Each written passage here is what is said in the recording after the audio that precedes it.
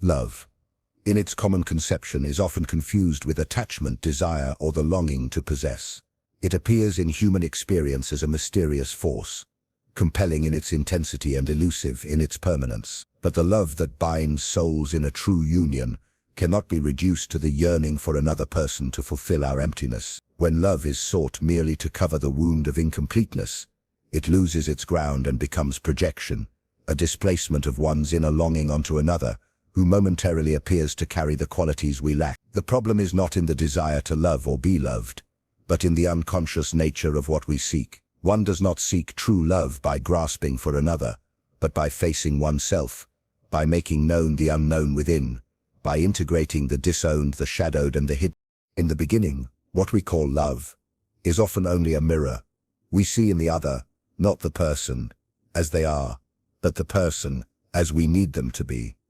This is not love in its full truth, but an echo of the archetypal longing to reunite with what is missing in us. The soul, fragmented by the complexities of culture, trauma, and ego development, seeks wholeness in external forms. We look for our lost part in the eyes of the beloved, and for a time, the illusion may suffice. But when the veil falls, and it always does, we begin to see not only the other's humanness, but also the emptiness within ourselves, that no relationship can finally fill. Attachment in this early form is not evil. It is a necessary illusion, a gateway to awakening.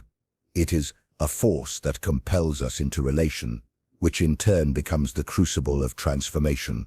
Yet the danger lies in mistaking emotional need for sacred union. When one clings to another as a savior, as a source of identity or completion, the relationship becomes a prison of unconscious expectations.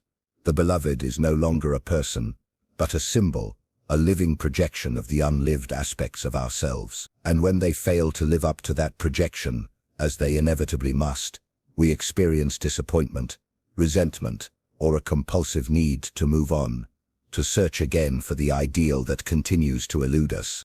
The psyche is governed by opposites. Every yearning conceals its opposite within it. Love, when sought externally, will summon its twin fear. The fear of loss, abandonment, betrayal, or rejection haunts every bond formed through projection. The love that begins in dependency ends in suffering, because it rests on an unstable foundation.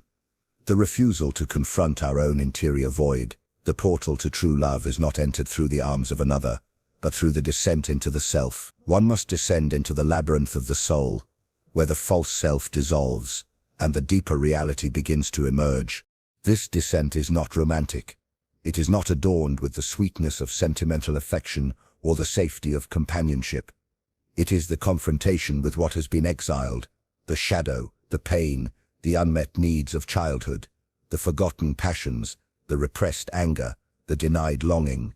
The more we deny these, the more we hunger for someone else to carry them for us. But the other cannot be our healer, nor can we be theirs. We meet as wounded beings, and it is only by tending to our own wounds that we create the space for a love that is whole. True love is not need. It is not lack. It is presence.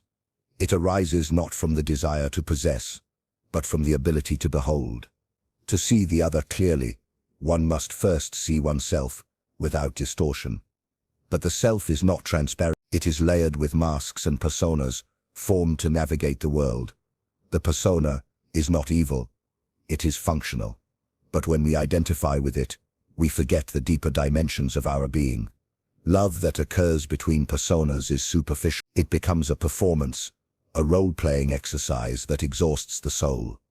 Only when one begins to question the persona, why we act, what we hide, how we defend, can love begin to root itself in authenticity. Projection is a psychological mechanism by which the unconscious contents of the psyche are externalized and seen in others. When a man falls in love with a woman, or a woman with a man, what often takes place is not the recognition of the actual person, but the activation of archetypal energies, anima or animus, that stir the soul with intensity. These projections feel divine because they are filled with numinous power, but they are not real in the human sense. They are real as symbols, as messengers of what lies dormant within, but they are illusions, if mistaken for the actual person across from us. The pain that follows the collapse of projection is not the loss of love, but the loss of the fantasy, and that moment, painful as it is the first true step toward love. When we reclaim our projections, we begin to see that what we admired, feared, or idealized in the other was a reflection of our own inner world. The beauty we saw was our own longing for wholeness. The strength we worshipped was the denied strength within us. The sensitivity we cherished was the vulnerability we had not permitted ourselves. And so, love becomes a path of self-recovery. The other remains, but no longer as an object of need. They become a companion on the journey, not the destination. This shift marks the beginning of true intimacy, which is born not from fusion but from encounter. An encounter is not fusion. It is the meeting of two realities, each distinct, each whole, yet open to being changed by the presence of the other. In such a love, there is space for difference, for silence, for conflict, and for solitude. There is no demand to be completed, no anxiety over being enough. The love that emerges from this space is not grandiose. It is subtle, steady, and deep. It does not flare up like passion, nor does it vanish when challenged. It abides because it is rooted in something beyond personal gratification. It arises from the soul. The process of individuation, which is the integration of the conscious and unconscious aspects of the self, is intimately tied to the capacity for true love. One cannot love deeply unless one has faced the divisions within. The man who has not made peace with his shadow will see that shadow in his partner. The woman who has not encountered her animus will mistake the assertive man for her savior. These unconscious patterns repeat until they are made conscious. Relationship then becomes a mirror not to flatter the ego, but to reveal the unfinished business of the soul. There is no shortcut through this terrain. Love, when real, is not comfort. It is fire. It exposes, purifies, and transforms. And many flee from it because it threatens the structures they have built to protect their false selves. But those who endure the fire are reshaped by it. They emerge with a love that is no longer dependent on having, possessing, or even being loved in return. It becomes a state of being, an inner stance, a radiance of presence that seeks not to grasp, but to give, not to demand, but to understand. This is not weakness, it is strength beyond the ego. In this way, the inner work of integration becomes the first and most essential portal into love. All else follows from it. Without it, love remains an echo of need, a repetition of unconscious patterns dressed in romantic clothing. But with it, love becomes a sacred path, not because it is perfect, but because it is real. Real in its imperfections, in its tensions, in its capacity to hold both the beauty and the brokenness of the human soul. To enter this love, one must first turn inward. One must seek the other, not as a cure, but as a companion, not as a rescuer, but as a witness, not as a god, but as a fellow traveler. Then, and only then, does love cease to be a projection and become a communion. A portal is not merely an entrance, but a threshold, a point of crossing where one is compelled to leave behind the familiar and step into the unknown.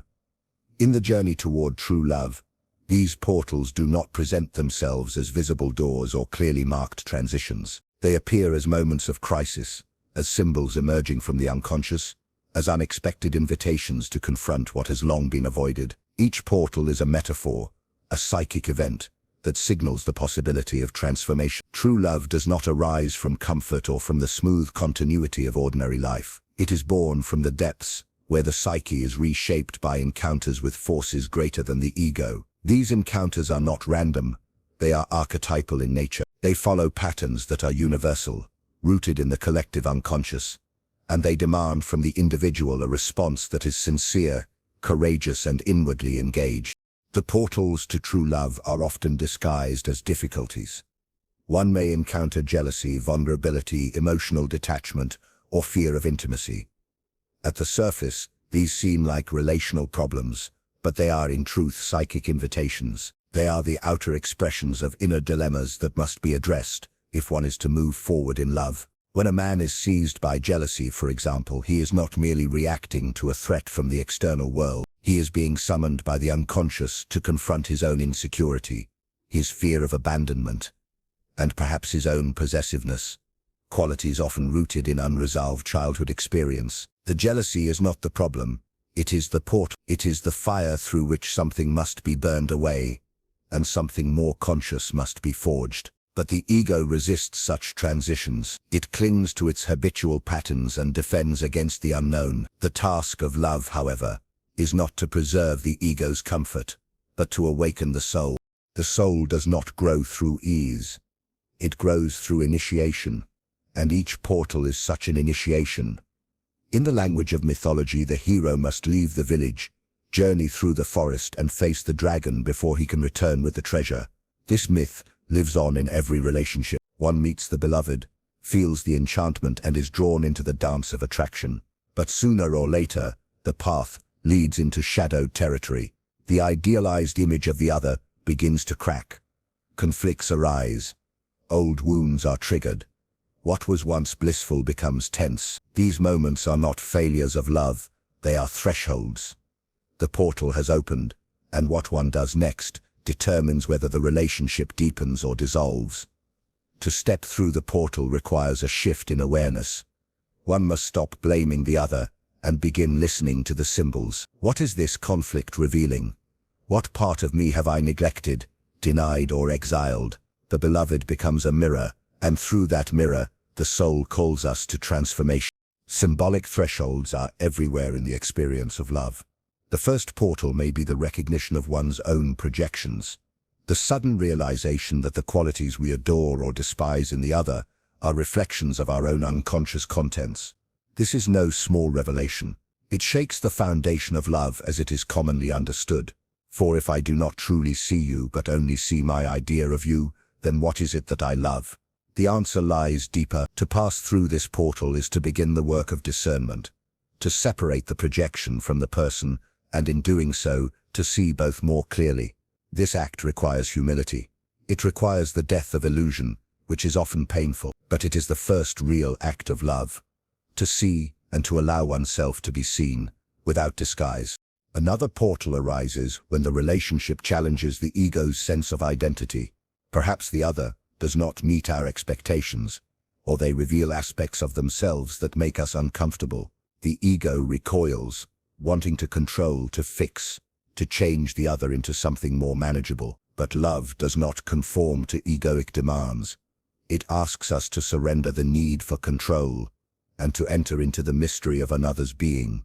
To do this is to relinquish the fantasy of possession and to stand instead in reverence before what is unknowable in the other. This is a sacred act, but it can only occur when the ego has been humbled. The portal opens in the space between expectation and acceptance, and those who step through it enter a realm where love is no longer conditional. Still another portal is revealed in solitude. It is often assumed that love is the opposite of aloneness, but this is a misunderstanding. The capacity to be alone is essential for the capacity to love. Without solitude, love becomes clinging. Without inner rootedness, love becomes dependency. The portal of solitude appears when one feels the emptiness that no other person can fill. It is here that many turn back, seeking another to escape the void. But to those who stay, who do not flee, the void becomes a womb. Something begins to grow in the silence, a sense of self, not defined by relationship, but by inner truth. Only from this ground can one offer love that is not contaminated by need. Solitude is not a withdrawal from love. It is a deepening of it. The portal demands patience, faith, and a willingness to feel what is most uncomfortable, but its gift is freedom. The archetypes that underlie these portals are not abstract ideas. They are living energies.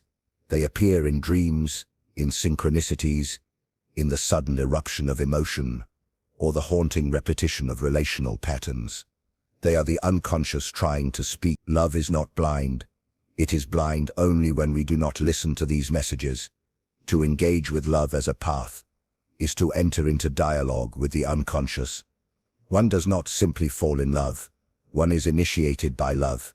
And initiation is not a gentle process. It strips away falsehood, tests one's resolve, and demands sacrifice. But what is sacrificed is not the self, it is the false self. the masks, the defenses, the projections. What remains is something truer, deeper, and more enduring.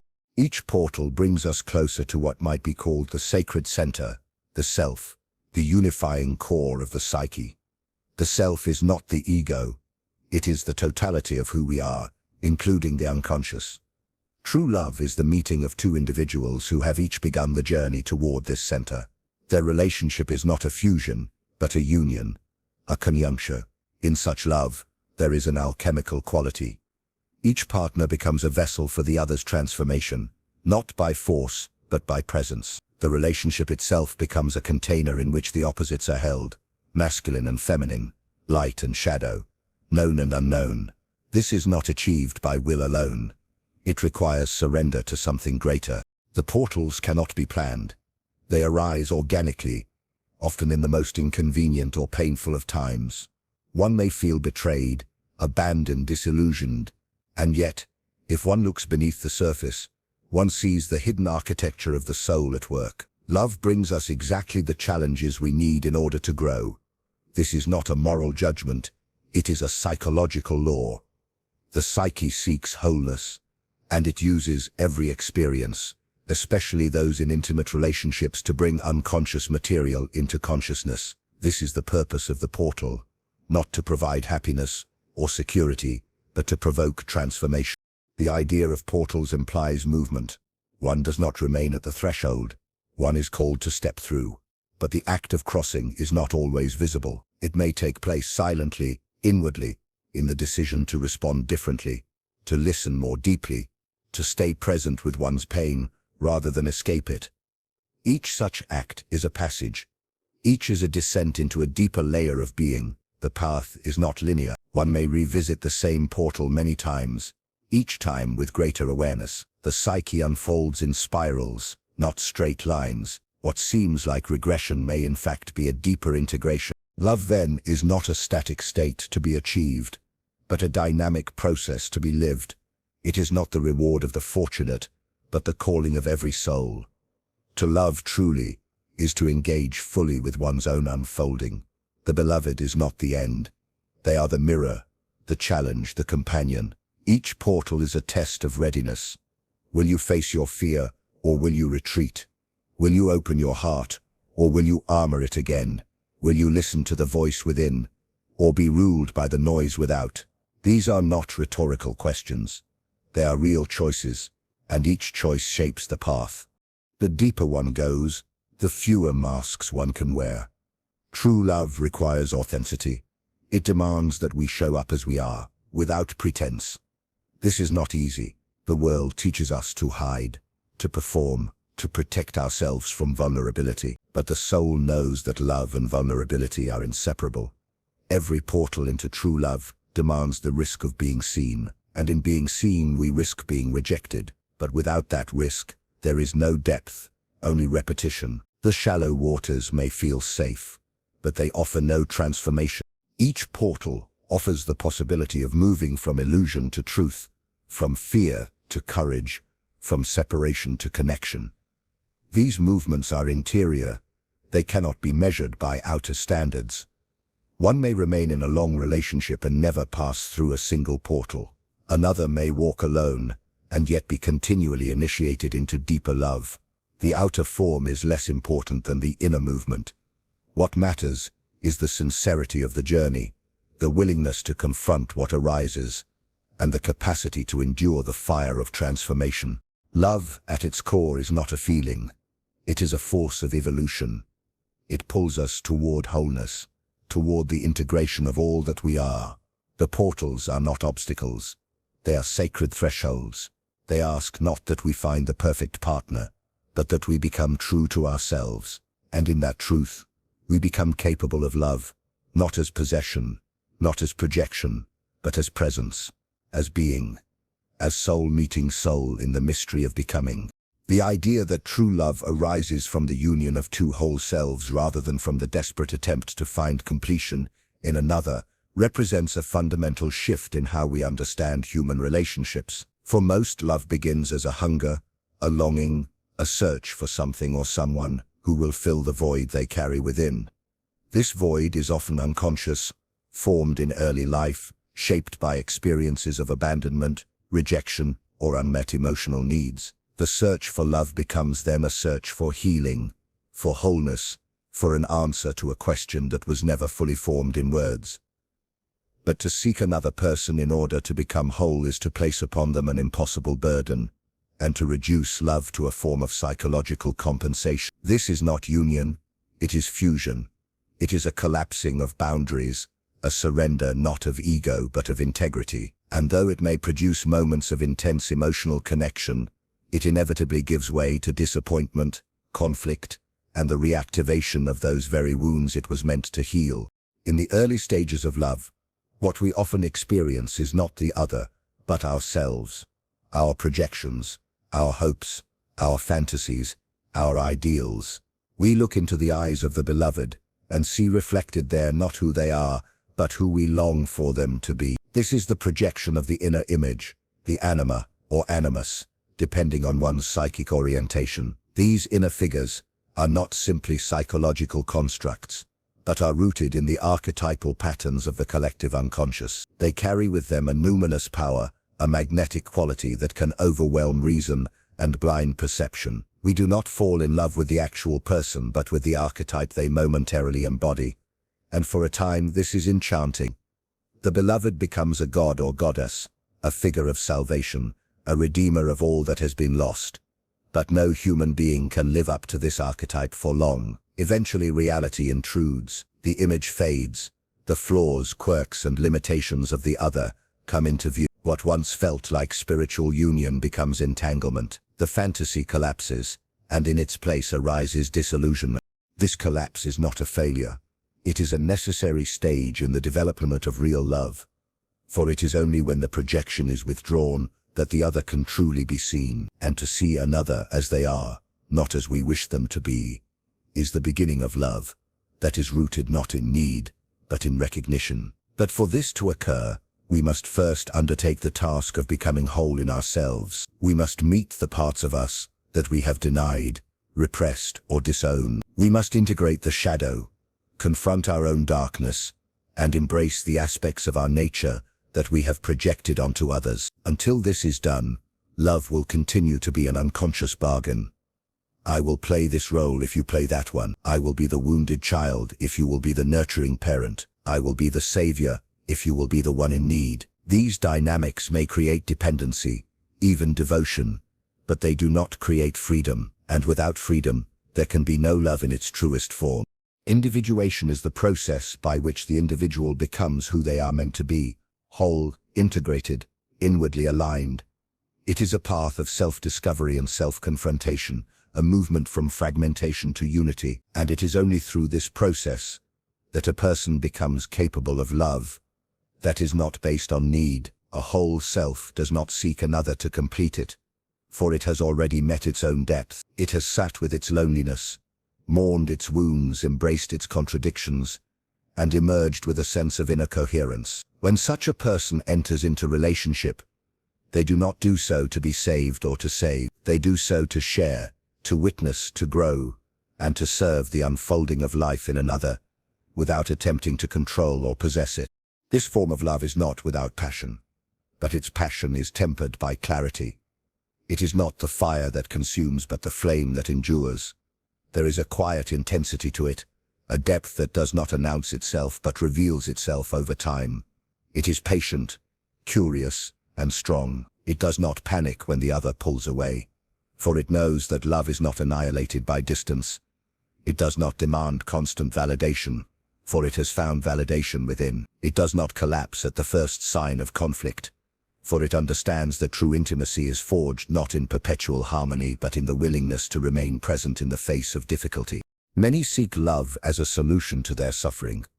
They imagine that the right partner will remove their fear, their doubt, their loneliness. But this is to misunderstand both love and suffering. The right partner does not eliminate suffering. They accompany you through it. They do not take away your loneliness. They sit beside you in it. They do not erase your shadow. They help you hold it without shame. And you do the same for them. This mutual presence is not born of dependency but of inner strength. It is a form of love that does not flee from pain but finds in pain the potential for greater depth, greater truth, and greater connection. To love from a place of wholeness is to recognize that the other is not an object, but a subject. They have their own journey, their own wounds, their own complexity. They are not here to play a role in your drama, just as you are not here to play a role in theirs. The meeting of two whole selves is not the merging of identities, but the coexistence of two autonomous beings who choose to walk together. This choice must be renewed again and again, for love is not static. It is a dynamic process that requires continual attention, presence, and growth. There will be times when the paths diverge, when the connection is strained, when silence enters the space between. But in such moments, the foundation of wholeness allows love to hold uncertainty without collapsing into fear. There is an alchemical quality to the meeting of two individuated beings. In alchemy, the union of opposites produces the philosopher's stone, the symbol of ultimate transformation. In relationship, when each partner has done the inner work of integration, the space between them becomes a vessel for transformation. The relationship is no longer about fulfilling unmet needs or avoiding old wounds. It becomes a sacred container in which each is invited to become more fully themselves. The love that emerges is not possessive, but liberating. It does not ask, "What can I take from you?" but rather, "What can we create together that we could not create alone?" This love is not always loud or dramatic. It is often marked by quiet moments of presence, by the subtle joy of simply being together, by the freedom to be alone without fear of abandonment, and by the trust that each can hold their own center, even as they remain connected. It is not love without difficulty, but it is love that uses difficulty as a path to greater awareness. It is not love without passion, but it is passion that is grounded in respect and truth. It is not love without risk, but it is risk that is willingly taken because the inner stability has already been established. The cultural idea of finding one's other half is deeply embedded in the collective psyche. It is an image that speaks to the archetype of union, the desire to return to a lost state of wholeness. But it misleads when taken literally, for no person can be your other half. You are not half a being awaiting completion. You are a full being unfolding into yourself. The union you seek is within.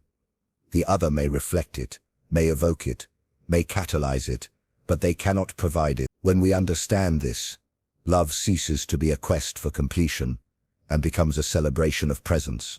We no longer ask, "Will you complete me?" but rather, "Can we meet each other as we are?" and in that meeting, become more fully ourselves. Love in this form is not a fairy tale. It does not promise perpetual bliss or immunity from pain. It does not guarantee permanence or protect us from change. But it does offer something deeper, a path to authenticity, to compassion, to shared evolution. It is a form of love that can withstand time, because it is not based on illusion. It is grounded in the truth of who each person is and who they are becoming. It honors the mystery of the other and does not try to solve it. It holds space for contradiction, for silence, for not knowing, and in that space something sacred is born. The work of becoming whole is never finished. It is an ongoing journey, and each relationship offers new opportunities to encounter what remains unintegrated. Love becomes a mirror, not to reflect a perfect image, but to show us where the work continues. And in this way, relationship becomes not an end but a practice. It becomes a spiritual path, not through grand gestures or romantic ideals, but through daily acts of attention, honesty, and presence. It becomes a crucible in which each is refined, not by the heat of conflict alone, but by the light of understanding.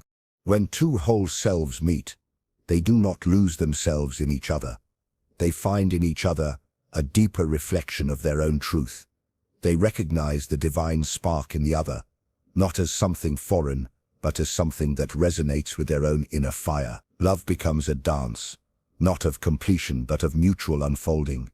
It is a movement toward greater freedom, greater depth, and greater capacity to love not only each other, but life itself. The fourth keynote, true love reveals the soul's longing for the eternal, touches the most mysterious and archetypal aspect of human connection. Love, in its most exalted form, is not merely a feeling between two people, nor is it merely the result of compatibility, attraction, or shared values. It is a movement of the soul towards something greater than itself, something transcendent that speaks through the presence of another human being but ultimately points beyond them. When love penetrates deeply enough, it opens a door in the psyche through which the eternal may be glimpsed. This experience is not always rational, nor can it be contained by psychological terms alone. It evokes a feeling of timelessness, of sacredness, of being in the presence of something that defies the ordinary structures of time and space. It is as if the soul, long confined to the narrow corridors of ego and persona, suddenly remembers its origin and its destiny. Love becomes the path by which the soul seeks reunion with the source from which it came. Such love cannot be orchestrated or manufactured by will alone. It often arrives unbidden, unexpected, arising in moments of profound vulnerability or synchronicity. The other person becomes a mirror, a symbol, a carrier of that which is eternal within us. We recognize in them something ancient, something that was perhaps always known but never fully seen. This recognition is not always peaceful. It can be terrifying, for to glimpse the eternal is to be reminded of everything one has forgotten or denied. It is to be drawn out of the known and into the unknown. It is to have the boundaries of the self stretched until they dissolve. In the face of such love, the ego may feel powerless, confused, or disoriented. And yet there is also a sense of homecoming, as though one has finally encountered what the soul has been seeking all along. This longing for the eternal is not a desire for permanence in the conventional sense. It is not the wish that the relationship should never end, though that wish may arise. Rather, it is the longing to touch what lies beyond the flux of life, beyond the decay of the body, beyond the illusions of the world. In moments of true love, time seems to stand still, or to stretch into infinity. A single glance, a gesture, a silence held between two beings can contain an entire universe. The beloved becomes a threshold, a portal, through which the sacred dimension of existence reveals itself. And in that revelation, the soul feels seen, not by the other alone, but by the very essence of life itself. This experience is archetypal. It is found in myth, in religion, in poetry, and in the dreams of countless individuals across cultures and epochs. The longing for the eternal is woven into the fabric of the human spirit. It is what draws the mystic to the divine, the artist to the muse, the seeker to the unknown. In love, this longing finds a human face, a form that can be touched and held. But if one mistakes the form for the essence, the experience collapses into idolatry. The beloved becomes a god, and the inevitable limitations of their humanity are experienced as betrayal. This is the tragedy of many intense loves, the refusal to distinguish the vessel from the content, the human from the divine, the symbol from the reality it represents.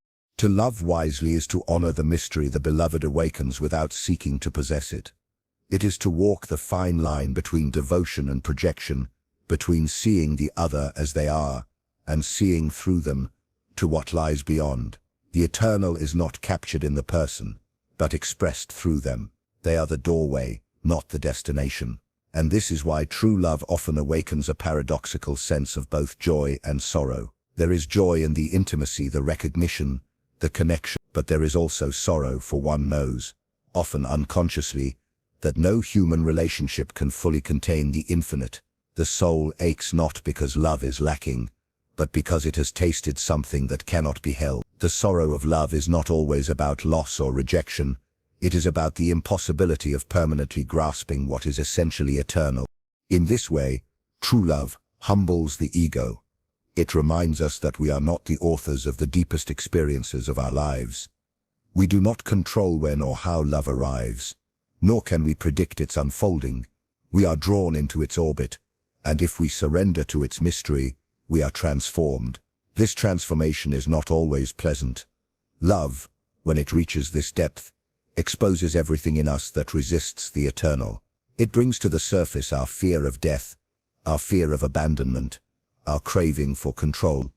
It dismantles our images of ourselves and forces us to confront the truth that we are not whole on our own terms. But in this dismantling something greater is revealed. The soul is not diminished by love. It is purified. It is stripped of illusion, of pretense, of the need to be anything other than what it is. Many confuse love with attachment, with the need to hold on, to possess, to ensure that the object of one's affection remains forever present. But love that seeks the eternal must be willing to let go, must be willing to love without grasping, to give without demand, to see the beloved as a being on their own path, rather than as a fulfillment of one's own desires.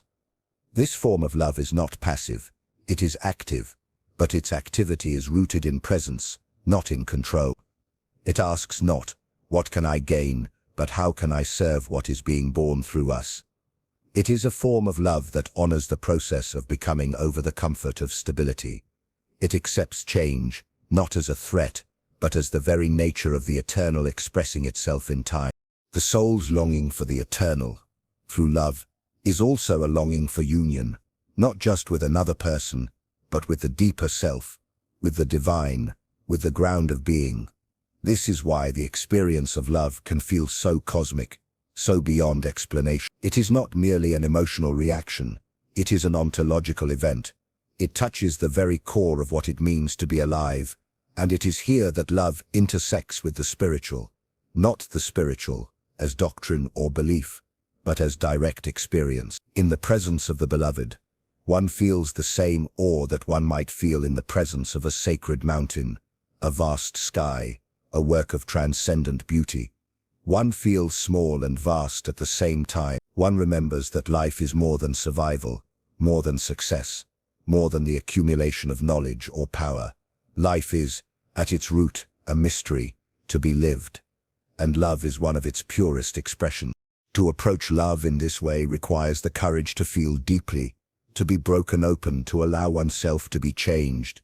It is not safe. It does not promise certainty, but it offers something greater than safety. It offers the possibility of contact with the eternal, and in that contact, the soul begins to awaken. It sees that love is not a distraction from the spiritual path, but the path itself, not in every love, of course, but in the love that goes beyond desire, beyond fear, beyond ego. In such love, the soul recognizes its own face reflected back to it, not in flattery or fantasy, but in the truth of shared presence. And this recognition calls forth the best in us, not perfection, but authenticity, not power, but vulnerability, not control, but reverence. As the soul moves through the experience of such love, it begins to discern the eternal, not only in the beloved, but in all things. Love becomes the lens through which the sacredness of the world is perceived. The rustle of leaves, the cry of a child, the silence between two breaths. Everything begins to shimmer with significance. The soul sees that what it sought in the other is present everywhere, though it was the other who awakened the vision. Love thus becomes a kind of initiation, a rite of passage into a deeper way of seeing and being. And though the relationship may change or even end, the transformation it initiated remains. The door that was opened cannot be closed again. The soul cannot forget what it has seen. There is an ancient wisdom in the notion that love and eternity are bound together. In many traditions, the union of lovers is a metaphor for the union of the soul with the divine. This is not mere romanticism. It is a recognition that love, at its most profound, reveals what is most essential. It strips away illusion and reveals truth, not the truth of facts, but the truth of being. It calls us back to the core of our existence, to the longing that has no name, to the mystery that cannot be spoken.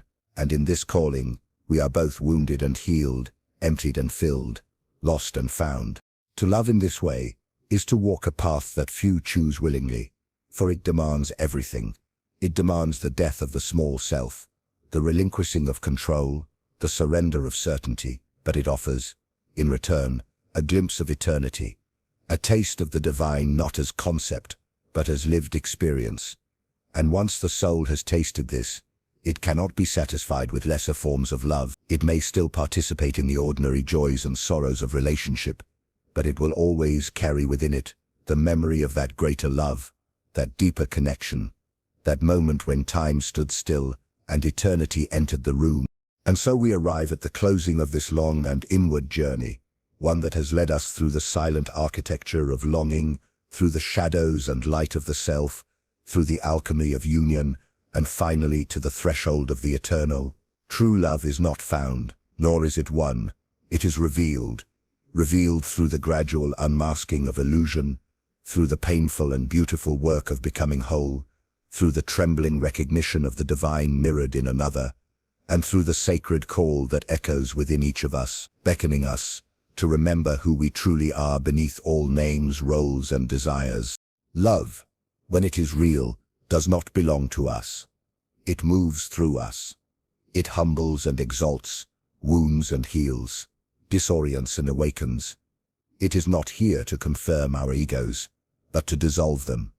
It is not here to grant comfort, but to summon transformation. And when it reaches its deepest form, it ceases to be merely a relationship between two people and becomes a living force, one that binds soul to soul and soul to cosmos. So may you go forward, not in search of love, but in remembrance of it. May you have the courage to face yourself fully, so that when love calls, you are not hiding behind masks. May you enter its portals with reverence, not as a consumer, but as a pilgrim, and may you always listen for the quiet voice of the eternal, that speaks not from afar, but from within the beating heart of love itself. Good luck to you on this sacred journey. May love find you where you are ready, and thank you for listening, for reflecting, and most of all for being willing to walk the long road inward.